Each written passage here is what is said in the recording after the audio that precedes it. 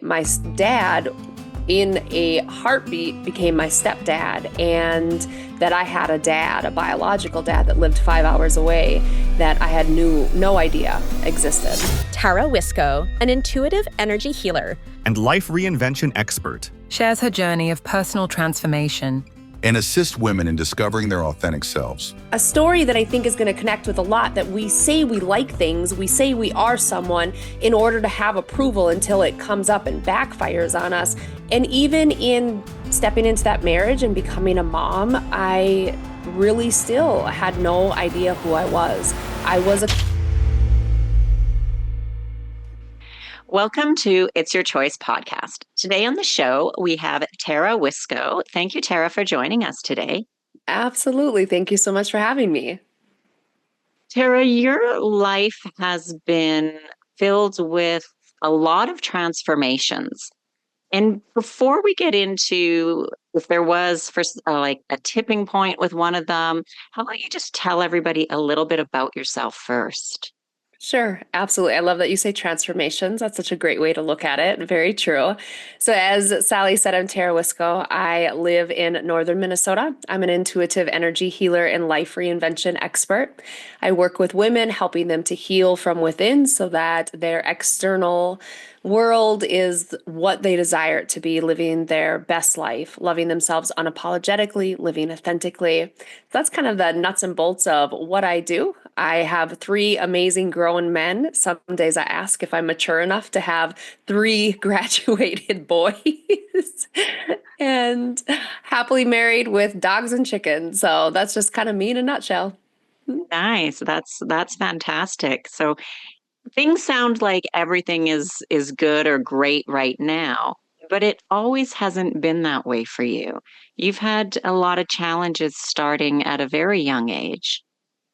Yeah, things are amazing. It took a lot of work to get to where I am and a lot of mindset shifting, healing, a lot of healing to get here. But yes, at 8 years old was really that first pinnacle point in my life where I discovered what it meant to not really know who you are, to go through an identity shifting early and lose myself in the process of discovering that my dad in a heartbeat became my stepdad, and that I had a biological dad that lived 5 hours away that I had no idea existed. Wow. That must have been hard, especially as an 8-year-old, to try to understand and just the different thoughts that would have been probably going through your head as an 8-year-old. It was, Sally. And one thing that hit me right away was I'm brown hair, brown eyes. It's very evident when you look at me. And everyone, I noticed for the very first time that my mom and my dad, which now would become my stepdad, and my 2 sisters did not look like me at all. I never recognized this before. They're blonde hair and blue eyes. And it was in that moment that I started to see myself different in the appearance wise. And from there, it started to expand into my characteristics, my personality, my likes, my dislikes. I started to see how different I was.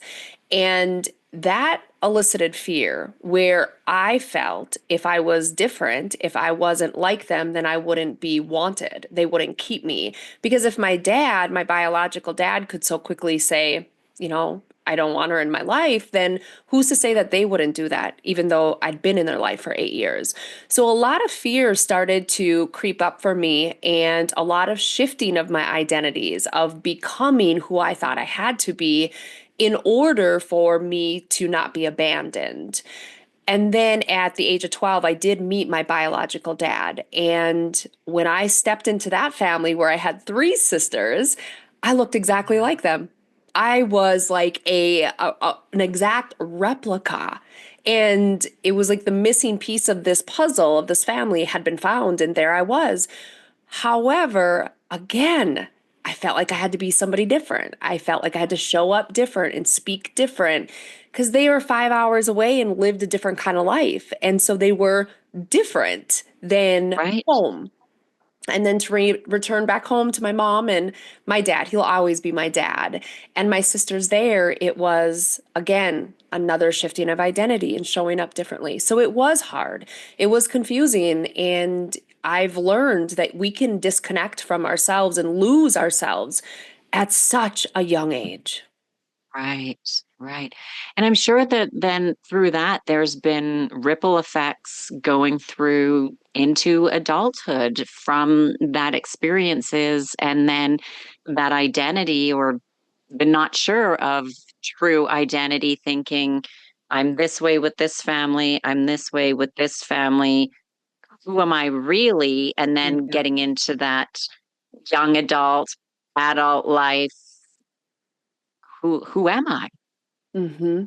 Yeah. I don't even know if I lived a young adult life. I matured so fast, and I was told that all the time. You're so responsible, you're so mature, you're years ahead of where you should be.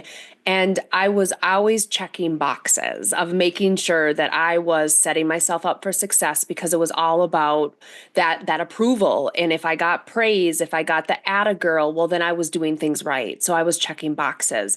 So that young adult, and honestly, I was engaged at 17. I was Wow. engaged young, looking for that love of that male companion. And I now know that it was the fear of becoming an adult and graduating and going out into the world and not knowing who I was, not knowing who I was supposed to be, and thinking that I had to have that male figure in my life that would give me the love and the security. And so was engaged at 17. We were married but little over 3 years later. So married at 20, had my first child at 21, and just young, very young. So that adult stage, that young adult was kind of passed over. And even in stepping into that marriage and becoming a mom, I really still had no idea who I was. I was a chameleon always. I Mhm. tell the story, it's funny, but it's sad that I had a great friend who absolutely loved these llamas, and I didn't know. I didn't know at the time what a llama was. And people that are listening is like, how can you not know what a llama is? I didn't really know what a llama was. And she Mhm. loved them and wanted to or I'm sorry, not llama, alpaca. And she wanted to have a farm of alpacas. And I was like, oh my gosh, I love alpacas. I think that's amazing. I think we should do this. And so she was fired up. She was excited because she wanted to have alpacas. And so she started bringing these ideas and giving me all these like go and get done things. And I finally had to research what an alpaca was and realize I did not like alpacas, and I did not because they're in the same like breed line of llamas, and I don't like llamas either. So just kind of like a story that I think is going to connect with a lot, that we say we like things, we say we are someone in order to have approval until it comes up and backfires on us. And I had to have that tough conversation with her and say, I don't like alpacas and I don't want to be a farmer with you. And that was hard for her to take, and it kind of tainted our friendship because she realized I'd been a fake person with her. And that's a tough one because it wasn't like it was intentional and maliciously pretending to, and then we're going to make these plans and I'm going to pull the rug out from under her because Right. that's completely different. And I think that is also the tough part of change as we go through changes. First of all, we have to really look at ourselves and ask ourselves, do I like this? Do I want this? Do I believe this? And Right. I say that to people about everything. Do you Mhm. like the clothes you wear, the colors that you have, friends that you're with, or are they more? I was talking with a friend, she said, I realized that my colleagues aren't really my friends. They're my friends while I'm at work, they're acquaintances. And she's Mhm. like, and I'm just tired of the BS crap about what you did on Saturday and Sunday, the weekend chat, because I don't care because we're not going to hang out. And if I didn't live here, we would never speak to each other again. And she's like, but I don't want to come across as the rude one or but that is factual reality. And I said, well, Mhm. that's good that you know that and you're aware. Now, how you deal with that is how you're going to choose to deal with it. But and I think a lot of people they either don't know and they just think like, yeah, these are my friends, but are they true friends? And some may realize that yes, they're just work colleagues, and as long as you're working there, you will be friends, but once you leave, you're not. And I'm just not sure if people just don't realize that. And that's just like Yeah. one example of first realizing and being aware. Pardon the interruption. If you're liking the show so far, please like and subscribe and hit that notification bell. It really means a lot to me. It helps grow the show and the channel and to the show. And then making that decision of what we're going to do about it. And also knowing that that's where the part of change comes is because some people who are friends, and they could be family members too, that are all of a sudden like, we don't like this new version of you or this new Yes. person or this honesty or this because we like you how you were. And then sometimes we have to cut them out. Sometimes they become a little bit toxic because we have to see from their perspective too, is they don't want to lose that friend. They don't want to lose that person, that connection that they're used to. And so when we change, things change, our relationships change. That is true. That is so true. And I also find too with those people in our life when we make those changes, and I went through that because as years progressed, being disconnected from who I was, not knowing me, food became my best friend. That was my comfort because food never disappoints. It never rejects you. It never abandons you. When it leaves a plate, it's because you ate it. It's not because it just up and left, right? So to Right. get to that, 338 pounds and then losing the weight, I had a lot of my family members and my friends having a really difficult time with that transition of me going from being 338-pound Tara to now Tara, who years later is a bodybuilder and helping women to lose weight. I had a lot of judgment around that. And I found that it really was because I was putting a pressure without meaning to put a pressure on them. They were feeling like I naturally would judge them for not following in my footsteps or not leading a healthier lifestyle or not choosing to not be a couch potato or whatever it was. They were naturally thinking that I was going to judge them because they weren't doing what I was doing, whereas I was just living my life and proud of myself and not understanding why they weren't proud of me. They were having their own insecurities that were surfacing. Right. Right. And that happens a lot because a lot of times we only see our perspective. We Yeah. only see kind of our side and what we're doing. And it is harder to try to see somebody else's perspective. But I think the more that we do it, the more it comes a little bit more naturally. It doesn't mean that we have to agree or we're going to be happy with it.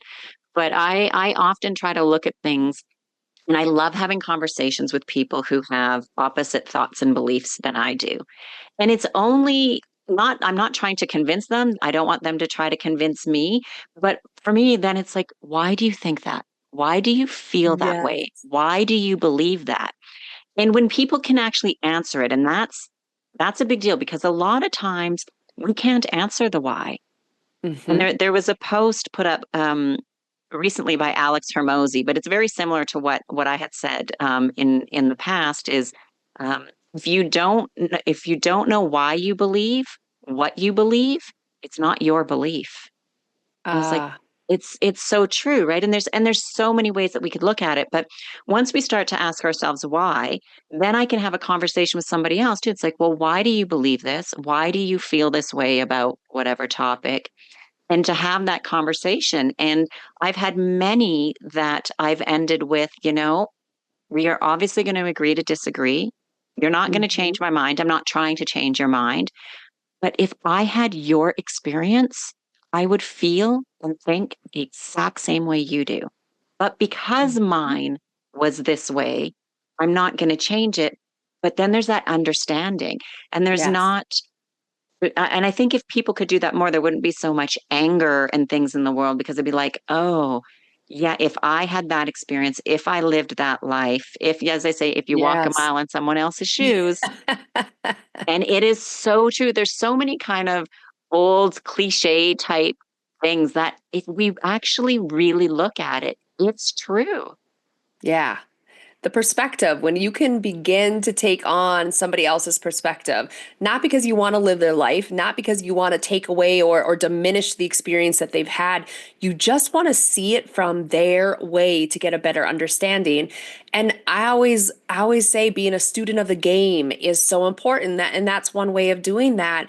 And you really broaden your ability to have a bit way to connect, to understand. You become very, very knowledgeable in so many areas and paths and journeys, and it helps. I think for me, always being a student of the game, always wanting to understand where somebody else is coming from, as you're saying, of really getting into the depths of it. I get told all the time, you're the question queen. You're always asking the questions. You always want to go deeper. You always want a better understanding. And I do. I'm hungry for that Mm, understanding. Same for you.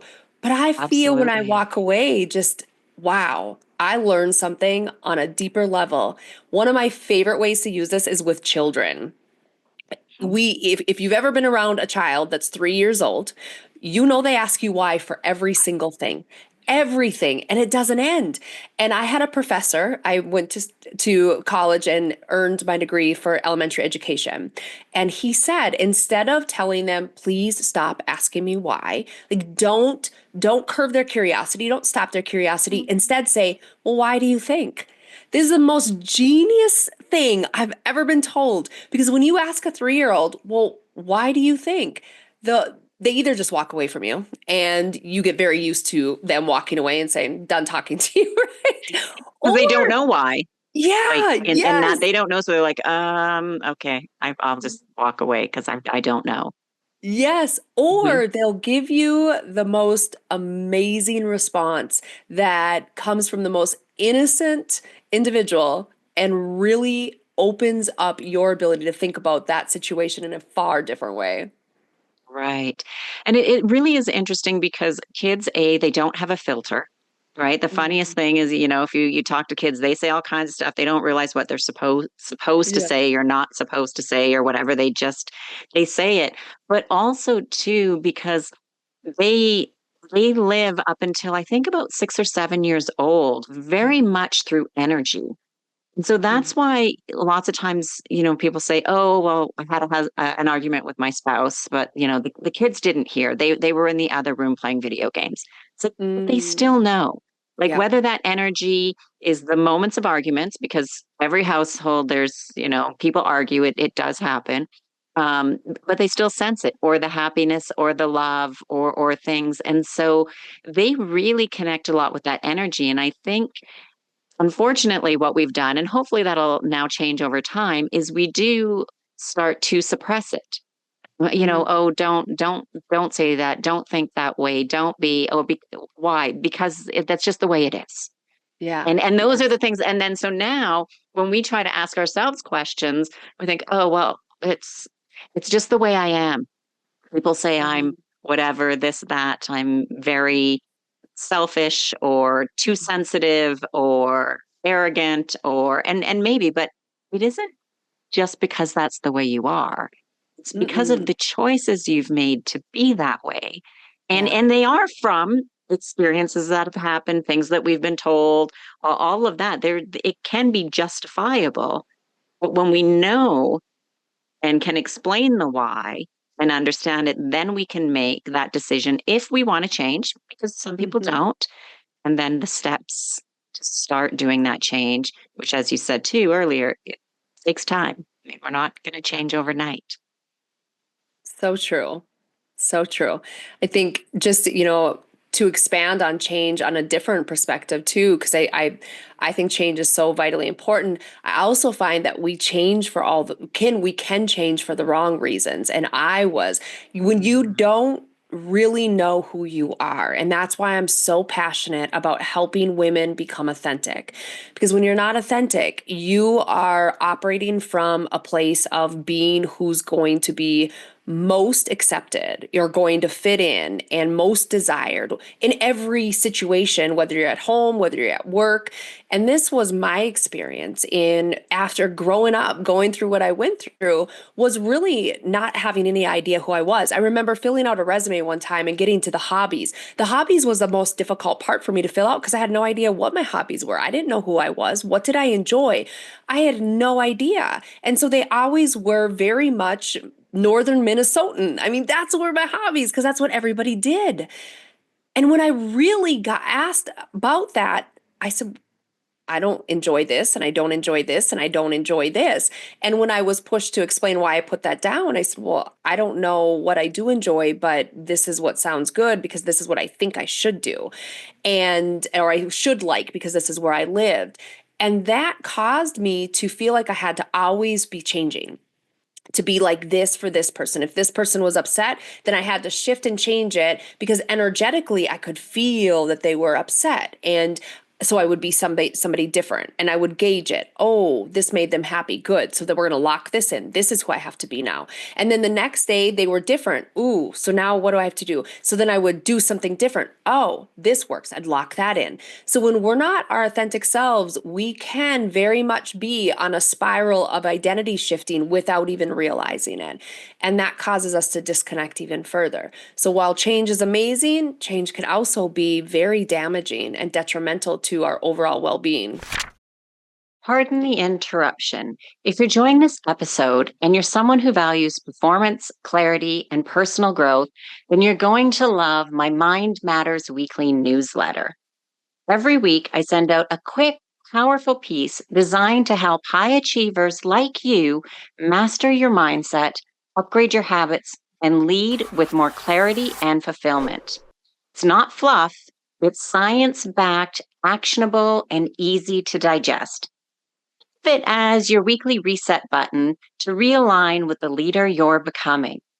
So if you want to go deeper than what we've covered here on the show, then head over to www.sallypederson.com, that's me, and subscribe.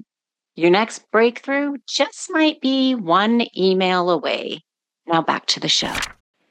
And I am glad that you brought that up because a lot of times I think that when we think of change, we automatically kind of go with, oh, I'm going to change or I need to change. And we think that it'll automatically be good, but not realizing that sometimes, and it happens slowly in some cases where it could be a new job, new community, maybe you're going to the gym and you meet some new people, but you start to hang out with them and then you slowly start to get involved in some toxic energy, some negative things. And it could start out very little that we don't even really notice it. So true. Very true. So what do you find are some of the biggest blocks that people have and that cause them to like self-sabotage or not move forward with the changes that they desire? Definitely not knowing, just as we talked about already, the authenticity piece, not knowing who you are. That's going to keep you blocked. I talk about all the time, like when you're going in and you're doing something and you want to show up as your best self, because that's what's going to create, or you have a dream and you're like, okay, so if I have a dream, then I need to do XYZ.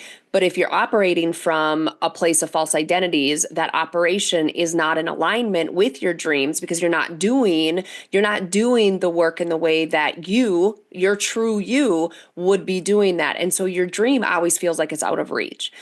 Limiting beliefs would be the next most common. These limiting beliefs, if you believe in past lives and things being passed down generationally, they come from there, and their beliefs like, I'm not good enough, I'll never be successful, I'm not worthy of love, I'm not worthy of money. I mean, there's trillions of these limiting beliefs that we take on, and they come from while you're in the womb, during your birth, and imprinting phase of 0 to 7 years old. And so some of these beliefs are truly not even yours. They're just passed down to you and you believe them to be true and you live behind this truth. And that can also be true for negative emotions as well. The 5 most common are anger, sadness, fear, shame, and guilt. And you can feel this like unwarranted, unnecessary, like fear, sense of fear, where you're always scared to go out and do things. You're afraid of the risks. That gets to be a very, very large block. You can't make sense of it. Oftentimes you'll hear yourself, if this is common for you, be like, I don't know why I'm so afraid of this, but I'm like really, really scared. Like I hear this all the time and it just makes no sense. And I was like that. I'm like, well, I don't know why I'm so angry right now, but I am mad. Like no reason to be this mad, but I'm mad. I just But know I am. So hmm that gets to be a block because, again, these are beliefs that we believe to be true for us. However, they're not, they're lies. Or they're just beliefs that we've taken on, they're imprints that have placed Right. themselves within us.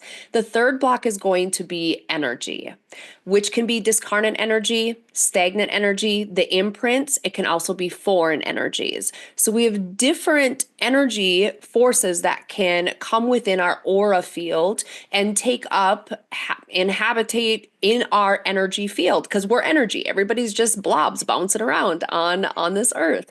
And so when we take on these energies which block us, that also causes us to continue to be stuck, to not be able to move forward, not feel like we know our purpose. Or the biggest thing that keyed me into this and helped me to really understand my messaging is you feel like you're living the wrong life.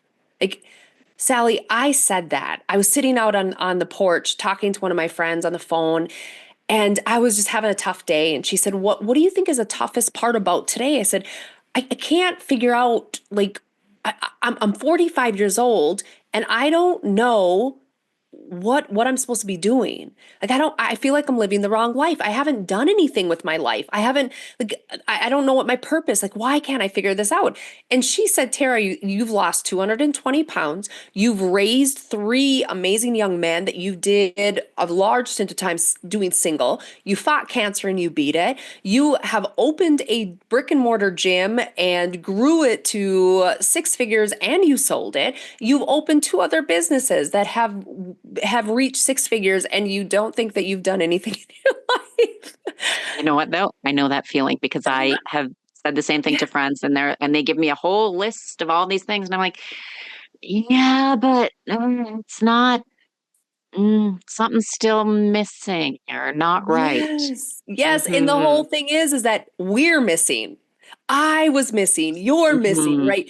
Anybody that's listening, if you're like, I can't reach where I want, or I can't figure out what's wrong with me, you're not broken. You don't need to be fixed. You've just got pieces within you that are causing you not to show up as your authentic self. And that means that you're missing. You're missing from your life because you're not truly showing up.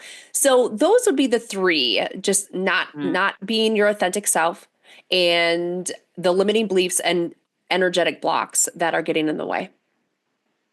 So, like, then how can we be our authentic self? How do we even know what our authentic self is when we've got all this stuff going on, work, life, career, kids, extended family, personal stuff?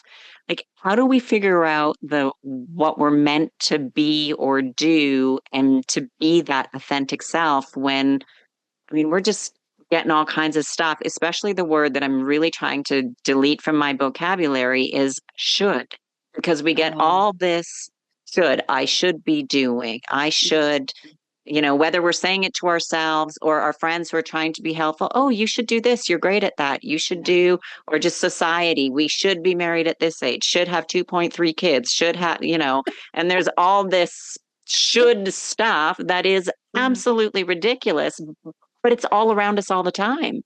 yeah. I think you should do whatever you want. Oh man, isn't that so But true? then, but how do I know what I want? Because I'm just so bombarded by Yes. everything. Yes. It's tough. And then sometimes we think, well, I've already put in X amount of time into this career to then just walk away. And then, of course, then there's the Mm, fear of, well, A, what do I do? And what if it doesn't work? so true. The statement that's coming to me that I have really connected with is you have to jump and build your wings on the way down. And I don't even Mm. know why I'm just being directed to say that. And it'll make sense at some point. It's really to get to the overall of how do you work through this? How do you find yourself? You have to become Mm. aware of who you are. And you have to hit the pause button. And that pause button is meaning that you really need to become present with yourself of asking yourself, become aware when somebody says, "I'm eating chicken for dinner tonight with rice and hummus and broccoli." Ask yourself, how does that sound to me? Sounds Instead good to of me. right. I was like, that actually sounds pretty good. That's Yeah. But how often do we just say, "Oh, okay, and we eat it and we don't even know if we enjoyed it?" Like one of the exercises that I have my women do in my weight loss program is actually eat a meal blindfolded. So that you really, oh. yes, because then you get to experience it, you slow down because your sight is taken away. You don't have that. Mm. And so now you can feel the texture, you're more focused on eating, the taste is there, the smell is there.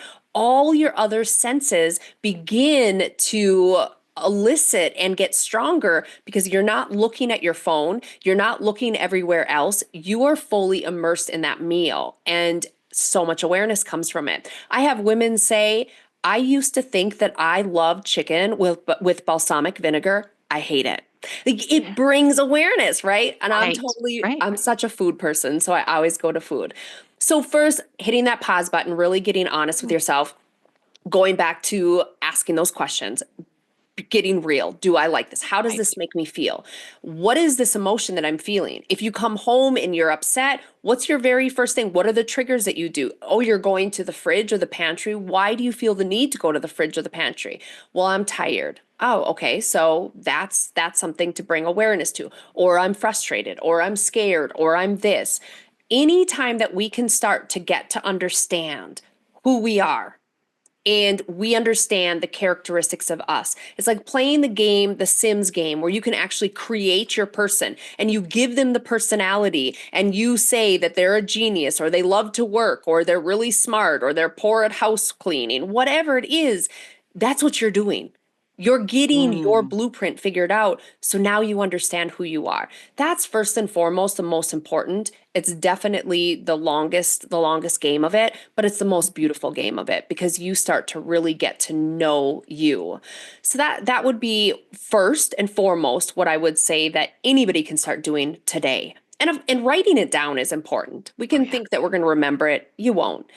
The second is going to be doing the release work and actually going into the process of, like, for me as an NLP practitioner, and which is neuro linguistic programming, and being an intuitive healer where I'm helping women to release the blocks. That would be my next recommendation of actually going into an energy release session where you have someone that knows and you feel safe with that will guide you through the hypnosis of actually knowing where this energy is, digging in, feeling it, finding it, and helping you to extract it.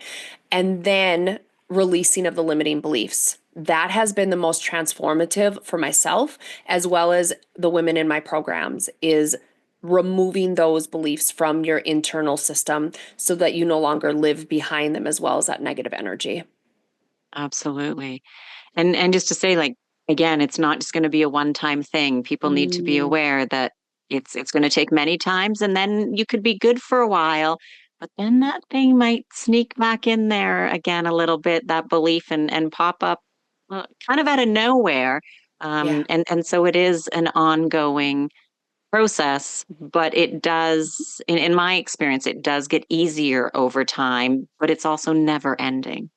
Yeah, well, we're a masterpiece in the making. Like, we're here for the experience. And I had the most profound experience yesterday. I went into meditation to visit with my higher self to just get some better understanding of the frustration that I was feeling, which again, that's another thing that we can do too to become more aware of us is just connect with ourselves. Meditate if you're able. It's taken me some time to be able to. But in this journey of going to my higher self and connecting with her, she very, very blatantly told me, "You're racing for the outcome." And of course, I was like, well, yeah, of course I am. I want the outcome. I want to hit the success. I want to know I've reached it. I want to know that. She said, "Do you realize the outcome is death?" That, Sally, like stopped me in my tracks in that meditation. Like I almost like ripped myself back to come back into like here and now, but I stayed rooted and asked, like, what do you mean? And she said, "You're here for the experience.